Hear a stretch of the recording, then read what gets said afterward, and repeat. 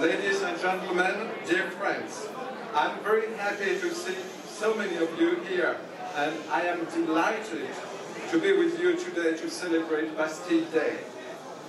I would like first to thank our sponsors who have made this event possible: Michelin, Airbus, SNCF, Renault, Sanofi, Thales, Best Buy, Engie, Ipsen, Pernod Ricard, Canal+, Vin Jean-Luc Colombo, Savencia, Saori, EDF, Air Liquide, Dassault Falcon Jet, Vin Haussmann Famille, Coca-Cola, Rougier, D'Artagnan, Maison Kaiser, Air France, Valrhona, Garnier Thiebaud, La Durée, Beckmans, Le Pas Quotidien, Silver Spoon, Tarka et IGF. As you know, July 14 is associated with the storming of the Bastille in 1789, but when it declared a national holiday in 1880, the Third Republic chose to officially retain the date of July 14, 1790, the date of the Fête de la Fédération. However, in reality, we French celebrate these two symbolic dates in our history, which we associate with the Republic and with its three core values: freedom, equality, fraternity. Behind these momentous dates, there is indeed a deep-rooted sense and consistency, a sense of being rooted in our ideals, those of the American Revolution and those that emerged from the French Revolution, and a shared loyalty to the same universal values of freedom for all and equal rights. A sense of consistency also, our unwavering friendship that led us to fight for the freedom of each other, a friendship that was forged in Yorktown and further solidified in the trenches in the Meuse a century ago. The thousands of white crosses in Normandy, under which so many young Americans rest far from home, remind us of the price of freedom and what we owe you. The meeting between our two presidents with so many veterans in Normandy on this June 6 served as a powerful reminder of this. This unwavering friendship still leads us today to operate together in the Sahel and the Levant. I would like here to pay tribute to our soldiers, fighting side by side to protect our people. I also want to say how deeply touched we were in France by the incredible solidarity that was demonstrated following the tragic fire at the Cathedral of Notre Dame. On my right is a portrait of Lafayette, the most American of Frenchmen who described himself as a son of the United States. During his great American adventure, he became a close friend of George Washington, who is there. Indeed, it was probably the same love of freedom and justice that brought these two men together, despite their differences in age and background, and that brings our two countries, which are so different but also so similar, together. There are different ways to fight for our values. Here is with us tonight Nadia Mourad, who won the 2018 Nobel Peace Prize for her efforts to combat sexual violence in armed conflict. President Macron reiterated to you, Nadia, you are here.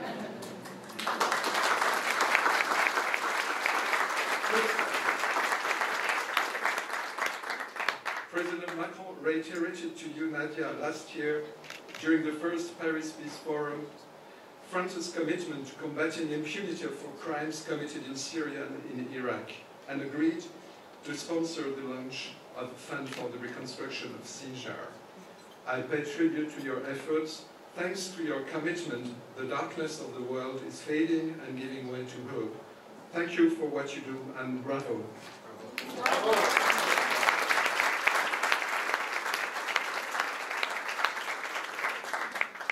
It's a great honor to have you here tonight. Thank you so much.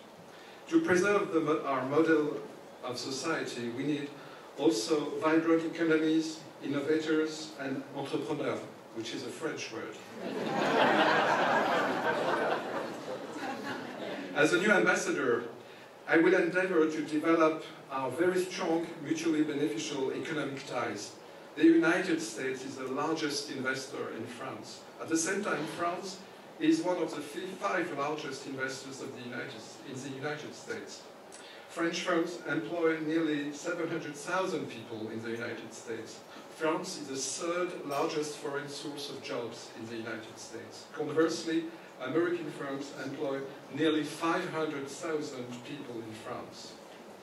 Since the election of President Macron, France has become increasingly attractive to investors. It now ranks 5th worldwide and 2nd at the European level. Paris became the 2nd most popular city in the world for foreign investment. All this shows that the bold reforms undertaken in my country are bearing fruit. At the cultural, educational and academic levels, it's a great honor for us to work on a daily basis with some of the world's most prestigious institutions, many representatives of which are here with us this evening. We are extremely proud to collaborate with this wonderful network of partners to develop French-American cultural cooperation. Among our flagship programs, the Night of Ideas, which drew nearly 20,000 participants in 5 US cities last January, and the Fonds sur le bilinguisme, inaugurated by our president in 2017, which gives 30,000 more students the opportunity to learn French in US public schools. We also launched initiatives to promote greater diversity in our partnership. Working with the Ford Foundation, we are bringing more artists to the United States from French-speaking Africa, the Maghreb, and the French Caribbean. We are encouraging French institutions to showcase more African-American artists. We also started an innovative project to encourage community college students to study in France.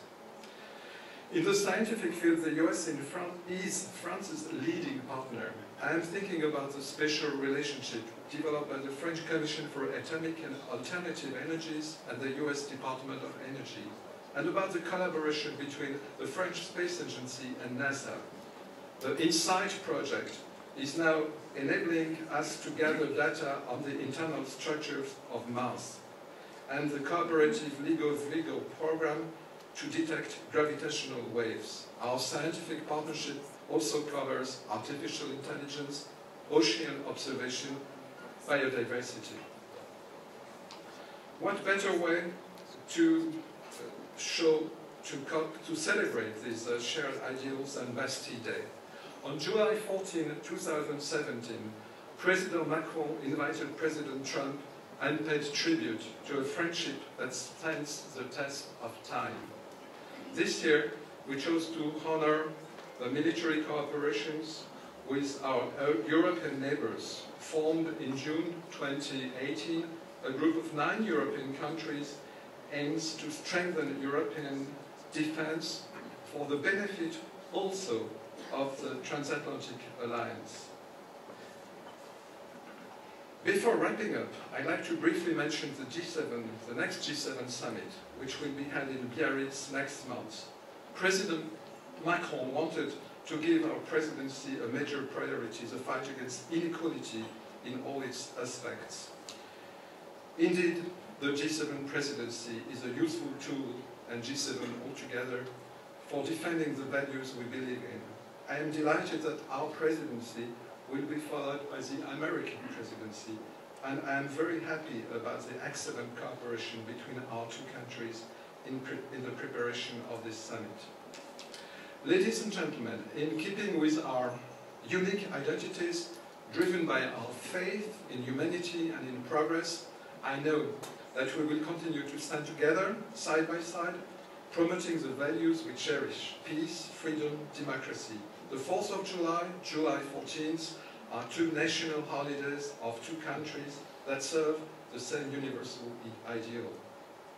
So before giving the floor to our wonderful choir, which will interpret our national anthems, and before we hear also Beethoven's Ode to Joy, the anthem of the European Union, a symbol of our European ambitions, I can say with great conviction, vive les États-Unis d'Amérique, vive l'Europe, vive la France, and long live French-American friendship.